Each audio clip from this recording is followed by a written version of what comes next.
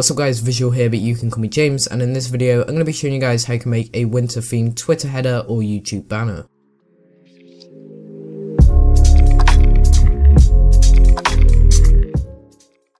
So guys, as you can see right now, this is the header that we will be making in this video.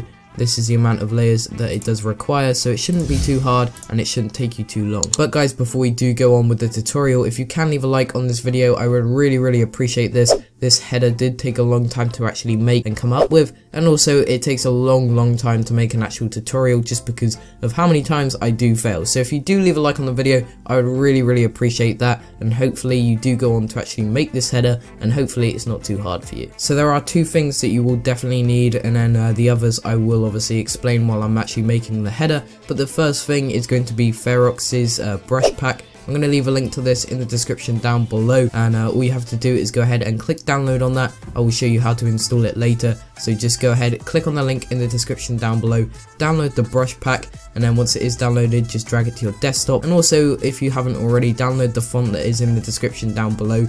It is this Laser 84 brush font. As you can see, it is really nice, and if you want the header to look exactly like this, of course you will need that font. So guys, with that being said, let's just get straight on with the tutorial. So guys, the first step to actually make this is quite simple. You want to head over to File here at the top. You want to select New, and you just want to go ahead and type in the width 3000 by 1000. Of course, this is the normal Twitter header size, so if you are making a Twitter header, I definitely recommend you put this size. Also, make sure your color mode is on RGB if it isn't already, and just bump up that resolution to around about 150, just so the header looks nice and crisp. So make sure you do have a plain Twitter header document open, or if you obviously want to make a YouTube banner, then you can just open up a YouTube banner template. It is completely up to you. So once you have done that, you want to make sure that your background layer is selected as a black color. If it isn't already, double click on it, go to color overlay and select a full black color here, and make sure you press OK after you have done that. So the next step is going to be to grab your image. As you can see right now, I use a website called Pexels. It's a really nice website for free to use images, and as you can see, if I find it here, I used my image on this website, so I'm just going to try and find it. 2,000 years later. Let's have a look. It's this one here. So you can go ahead, I'll leave a link to this in the description down below. Like I said, you can go ahead and download this one, or you can just go on the website, type in winter, and then just find your own one. Obviously, it's going to be really easy if you do follow along with my image, just because it's going to probably be easier, but of course you could just use any image you want. So make sure you do have this picture, just click on it, it will open up in a separate tab, and now you can just right click it, go to copy image, and just press Ctrl V on our keyboards. And as you can see, this will obviously paste the image. It's slightly big, so I'm going to press Ctrl minus to zoom out, and now pressing Ctrl T, as you can see, this will highlight the actual picture itself, and now we can hold down Shift and make this picture smaller just because it's too big, and we want to make it so it fits the Twitter header size, and the text is of course going to go in the middle. So just make sure your image looks something similar to this. Of course, it doesn't have to be perfect, but as long as like the rail tracks are in the middle of the image, then it's of course going to look really good. So guys, once you have done that, you want to go over to the bottom here where all of the new layer icons are, and you want to select this little ball icon. That will open up all of these like color correction options, and you want to go over to gradient map, which is at the very bottom. Select that, and it obviously will open up a properties page. As you can see, we don't want to make it this color, so we're going to double click on this. We'll open up the gradient editor, and we want to select the third preset here, which is going to be the black color to the full white color. And as you can see, it does look a bit too white at the moment, but we will soon fix this with some brightness and contrast. So once you have added the black and white gradient editor, you want to press OK and exit out of the properties, and as you can see, you have made your image black and white. So guys, once you have done that, you want to select your text tool here on the left hand side. Select anywhere on your screen, just like I've done here, and then just type in your text. So I'm going to type in visual in all caps, and I'm going to press Ctrl plus A, and as you can see, that will highlight all of the text. And now click on the top left hand side where all of the fonts are, and you want to search for the font Laser 84, which you should have downloaded at the start. As you can see, it's a very nice brush font, and it does look really good on this header. So guys, once you have added in your text, you want to go over to Google Chrome once again, and you want to type in on Google Images white grunge. As you can see, you will have a load of options to choose from. In my opinion, the first one does look really nice, so just grab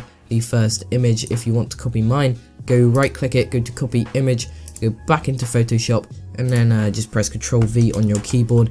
And as you can see, it's a really high quality grunge image, and it's a bit too big, so I'm going to press Ctrl- on my keyboard to zoom out, and then pressing Ctrl T and holding down Shift, we can decrease the size of this. Once you have done that, just press enter on your keyboard, and now you can press Ctrl+ to zoom back in. Once you guys have done this, you can right click on your layer, go to create clipper mask, and as you can see, it will create a nice white grunge clipper mask on your layer. Once you have done this, you want to lower down the opacity to 80%, and that will be a nice median for the texture. So once you guys have done this, you want to go back to your text layer here, you want to double click on it, go to drop shadow, and of course just make a normal drop shadow effect. If you do want to copy down my settings, I have my blend mode on multiply, opacity on 100%, distance on 3, spread on 0, and size on 16. So go ahead and copy that if you want, but as long as you have a drop shadow effect on there, it really doesn't matter. So once you have added that drop shadow, press OK, and as you can see, it will look something similar to this. So guys, once you have done that, you want to select your white grunge layer here on the right hand side.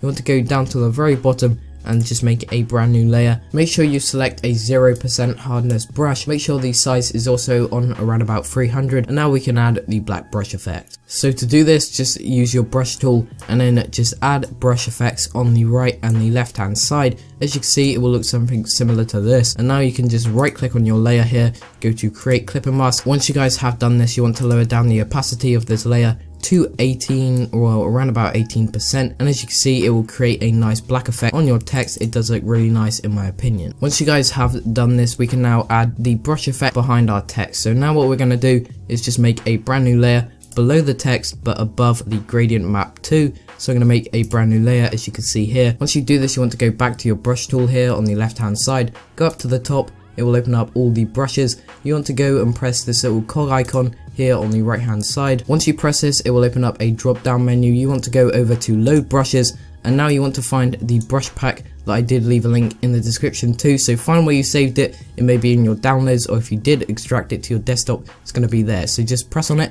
It's going to be called Ferox brushes. Press load, and as you can see, you'll get all of these brushes into your Photoshop. Of course, you can just delete these brushes once you are done with the tutorial, but you want to go ahead and scroll down and find the brush which is number 714. As you can see, they are not in order.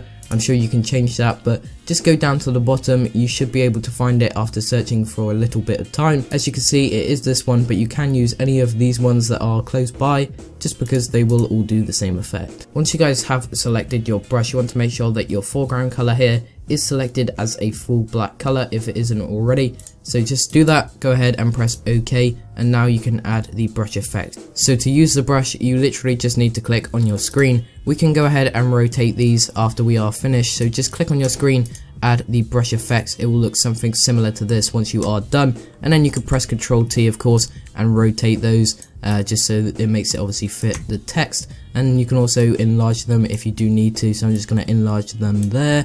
And as you can see, it's not going to look identical to mine, but it will look something similar. So once you have done this, you want to add a black texture to the brush. So I'm going to go over to Google Images here and just type in black texture.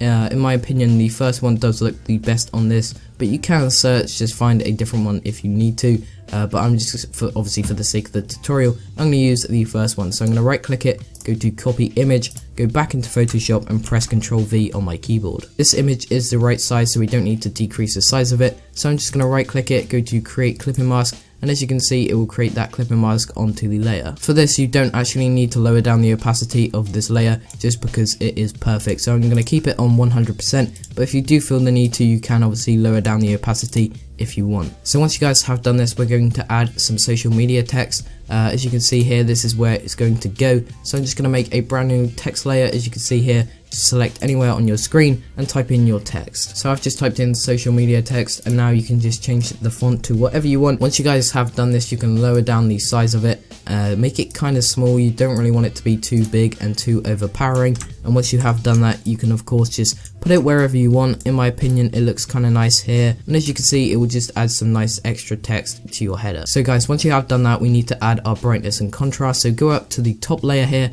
go down to the bottom now, and just select those color corrections, go to brightness and contrast, it will open up a separate tab. And now what you want to do is just decrease the brightness to -30, and as you can see, you will see more of the picture once you do this. It does look really nice now, so I'm just going to exit out of that. And now what you want to do is do another brightness and contrast, so I'm going to select this, go to brightness and contrast once again. This time make the brightness -21, that was it, so -21, and make the contrast, I'm going to say 90, and as you can see, this will make the header look even nicer, and in my opinion it looks really good now. So guys, once you have done this, you now want to add some black on these sides using the brush tool. So I'm going to make a brand new layer here, go to the brush tool on the left hand side, get rid of this brush. You want to just make sure you have a normal 0% hardness brush, and the size is on around about 800.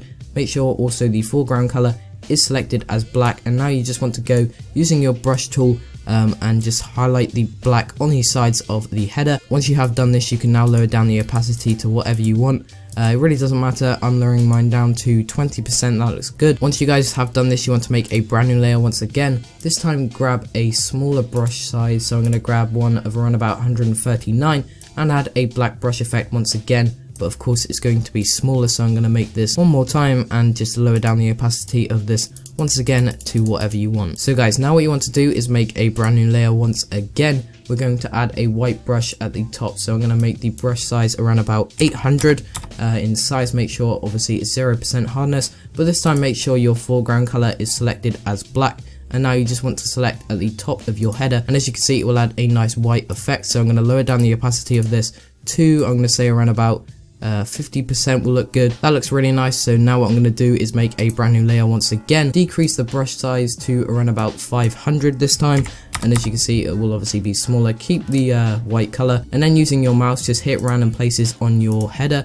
As you can see, it will just highlight them. So once you have done that, you can now go to your blending option and now select screen, and as you can see, this will obviously lower down the opacity slightly, but you will of course need to lower it down even more. So I'm going to lower down my opacity of this layer to, I'm going to say around about 34%. That looks good. Now you are almost done. You need to add the final effects. So to do this, press shift on the top layer, shift on the bottom layer, and then next to the color corrections you want to press the group icon, and that will group all of your layers into one. Once you guys have done this, you want to press Ctrl J on your keyboard, and then press Ctrl E, and then Ctrl J once again, and as you can see, that will merge the layers and also duplicate the merged layer. So now what we want to do is go to filter here at the top, select other, go to high pass. This will open up a separate tab. We can just press OK. Now select the blending option mode as overlay, and this will make it look really nice. You can keep it on 100% if you wish, but I'm going to lower mine down to around about 60. That looks good, so I'm going to keep mine on 60%. Once you guys have done this, you want to press Control on the top layer this time, Control on the bottom layer, and then press Control E once again. Once you have done that, you want to press Control J again.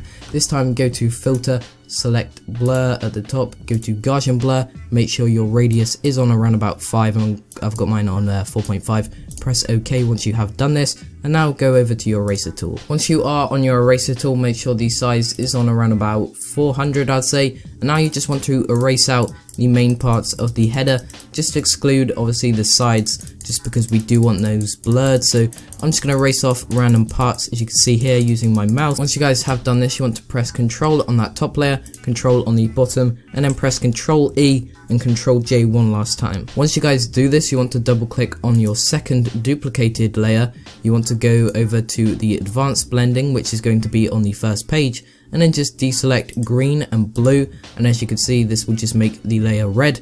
Press OK once you have done this, and now go to the move tool, and then using your keyboard you want to press the move arrows obviously twice. So I'm just going to press it 1, 2, and as you can see, it will create that nice glitch effect. In my opinion, this looks really nice, but of course you can actually remove this if you want. I just think it looks nice on this header itself. And then that is it, guys. You have finished the header. You can press Control E and merge both of these once again, and then just make the opacity 99%, and then of course this is going to be high quality on your Twitter. If you didn't know already, making it 99% opacity is going to increase the quality. I don't know why it does, but it does anyway. Anyways guys, that is it for the video. If you did enjoy, make sure to leave a like. I would really appreciate it. If I did go too fast, I really do apologize. I tried to make it as basic and beginner as possible. Also guys, we are getting even closer to 10k. We're on about 9.6k at the moment, I believe, so a massive thank you for that. We are getting so close to the milestone. I'm really hoping to hit it before Christmas. That would probably be the best Christmas present ever. But anyways, enough of me rambling on. Like I said, if you did enjoy the video, make sure to leave a like. I would really appreciate that. Hopefully you did enjoy. This has been Visual or James, and I'm out.